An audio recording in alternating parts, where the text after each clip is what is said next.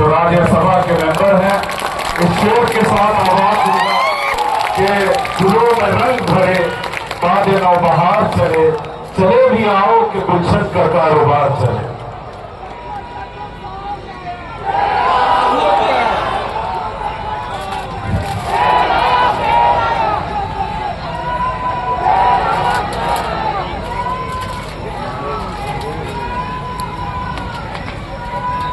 सलाम करता हूं रांची ही नहीं बल्कि पूरे झारखंड के अलग अलग हिस्से से आए हुए तमाम जिंदा दिल साथियों को, जिन्होंने इस बारिश में भी हजारों की तादाद में इकट्ठा होकर के पूरे मुल्क को एक संदेशा देने का काम किया है। मुस्लिम पर्सनल बोर्ड का शुक्रिया अदा करूंगा और खुसूसी तौर पर शुक्रिया अदा करूंगा मोहतरम अदीब साहब का। उन्होंने मुझे हुक्म दिया कि आपको हाजिर होना है, उनका हुक्म था, हम आपके बीच में हैं। और इस बारिश में भी मुझे एक वक्त तो ऐसा लगा था कि शायद प्रोग्राम नहीं हो पाएगा।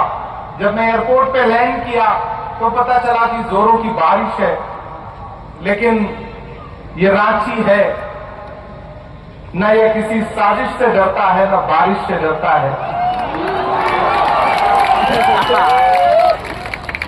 मेरे कानों में तो आज भी वो नारा है चुनाव के दौरान जो यहां से लगता था कि झारखंड झुकेगा नहीं। वो जो नारा था वो अब भी मेरे कानों में है। सलाम है आपको झारखंड वालों। थोड़ी देर आपसे मुखातिब हूं। कभी कैफी आजमी ने कहा था कि ये जमीन तब भी निगल लेने पे आमादा थी। थोड़ी देर के लिए भैया अब चुप हो जाए, आप बैठो सब कर लें, अगर रहो तो सीधा। ये जमीन तब भी निगल लेने पे आमादा थी, टाव जब टूटती शाखों से उतारे हमने। ये जमीन तब भी निगल लेने पे आमादा थी, टाव जब टूटती शाखों से उतारे हमने। उन मकानों को खबर है न मकीनों को खबर, उन दिनों की जो खलाओं में गुजारे हमने। हाथ ढलते गए सांचे में तो थकते कैसे, नक्श के बाद नए नक्श निखारे हमने। कि ये दीवार बुलंद और बुलंद और बुलंद, बामोदर और जरा और संवारे हमने।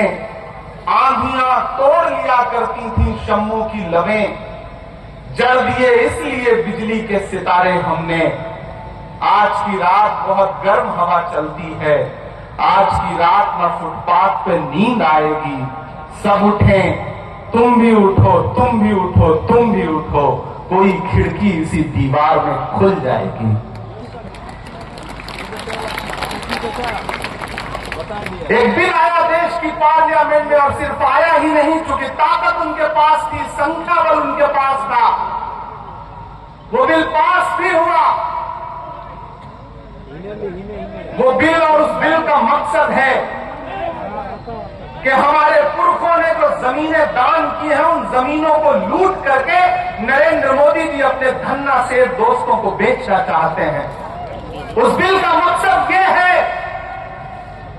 उस बिल का मकसद ये है कि आपकी इबादतगाहें, आपकी खानकाहें, आपकी दरगाहें महफूज न रह जाएं, आप उसी में उलझे रहें। आपने जो अपना जहन पढ़ाई की तरफ लगा दिया है, आप आईएएस बन रहे हैं, आईपीएस बन रहे हैं, इंजीनियर बन रहे हैं, वकील बन रहे हैं, डॉक्टर बन रहे हैं, तो एक सिस्टम है जो चाहता है कि आपका जहन उससे हटे और आप अपना सारा जहन इधर लगा दें ताकि आप उस सिस्टम का हिस्सा ना बन सकें। इस सोच के साथ एक बिल लाया गया। मैं 3 साल से देश की पार्लियामेंट में हूं। मैं 3 साल से मुसलसल देख रहा था, कभी प्राइवेट मेंबर बिल के जरिए वक्फ रिपील एक्ट लाया जाता था।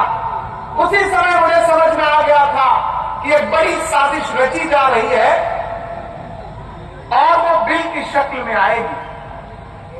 बिल आया, पास भी हो गया क्योंकि संख्या बल उनके पास था।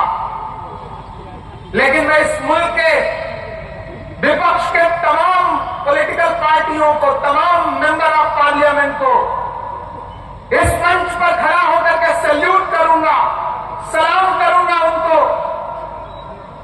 कि अगर लोकसभा में उस बिल के समर्थन में 288 वोट पड़ रहे थे तो उस बिल के खिलाफ में 232 वोट पड़े,